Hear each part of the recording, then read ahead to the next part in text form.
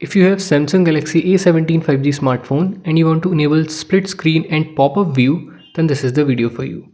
Open your settings, scroll down, select advanced features. Firstly select labs and then enable this.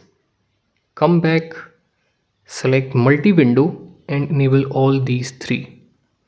Now if you want to use any application in split view, then open that application and then swipe up by using two fingers from the bottom.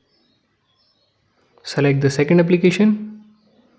As you can see, you will be able to use two applications at the same time in a single screen. And now if you want to open any application in pop-up view, then open any application and then swipe from the corner like this, then it will open that application in pop-up view.